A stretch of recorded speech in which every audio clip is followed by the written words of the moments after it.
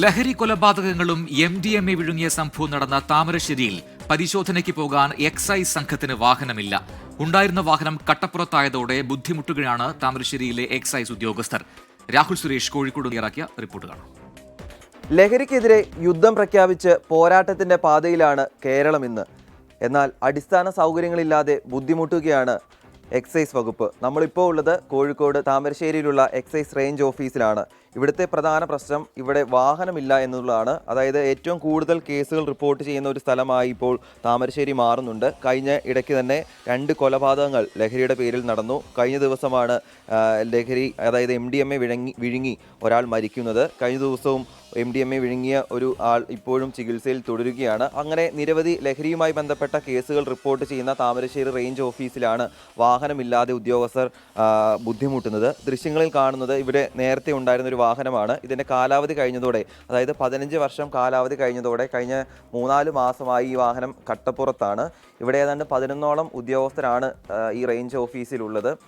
അവർക്ക് അവരുടെ ഈ ലഹരിയുമായി ബന്ധപ്പെട്ട കേസുകൾ പിടിക്കാൻ പോകണമെങ്കിൽ നിലവിൽ സ്വന്തം വാഹനങ്ങൾ ഉപയോഗിക്കേണ്ട അവസ്ഥ കൂടിയാണ്. ഒരു പൊതുപ്രവർത്തകനായിട്ടുള്ള റാഷിദാണ് ഇപ്പോൾ 24നോടൊപ്പം ചേരുന്നത്. എന്താണ് ചേട്ടാ ഇവിടുത്തെ ഒരു പ്രശ്നം? 15 വർഷത്തോളമായി കഴിഞ്ഞ കട്ടപ്പുറത്തായ ഈ വാഹനം മലയോര മേഖലയിൽ പല വിഷയങ്ങളും ഉണ്ടാകുമ്പോൾ എത്തിപ്പെടാൻ ഈ വാഹനത്തിനെ ആശ്രയിക്കേണ്ട ഒരു ഗതികളിലായിരുന്നു ഇവർ.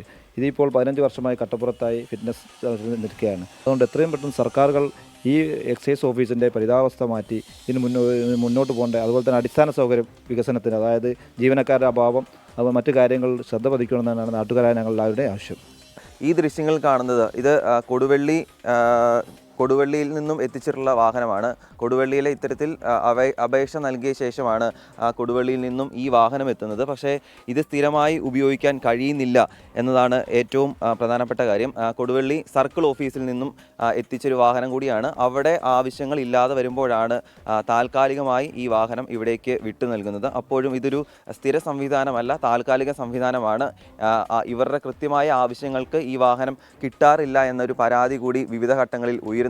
എന്താണെങ്കിലും ഒരു യുദ്ധസമാനമായ സാഹചര്യത്തിൽ അടിസ്ഥാന സൗകര്യങ്ങൾ ഒരുക്കാൻ എന്താണെങ്കിലും സർക്കാർ തയ്യാറാകണമെന്നാണ് പൊതുപ്രവർത്തകരും അതോടൊപ്പം തന്നെ താമരശ്ശേരിയുള്ള ജനങ്ങളും ഒരേ സ്വരത്തിൽ ആവശ്യപ്പെടുന്നത്. ഇതിലെന്തായാലും ഉടൻ തന്നെ എക്സൈസ് വകുപ്പിൻ്റെ ഒരു നടപടി ഉണ്ടാകുമെന്ന പ്രതീക്ഷയിൽ കൂടിയാണ് നാട്ടുകാരും അതോടൊപ്പം തന്നെ ഇവിടെയുള്ള എക്സൈസ് ജീവനക്കാരും ഉദ്യോഗസ്ഥരും എല്ലാവരും ഉള്ളത്.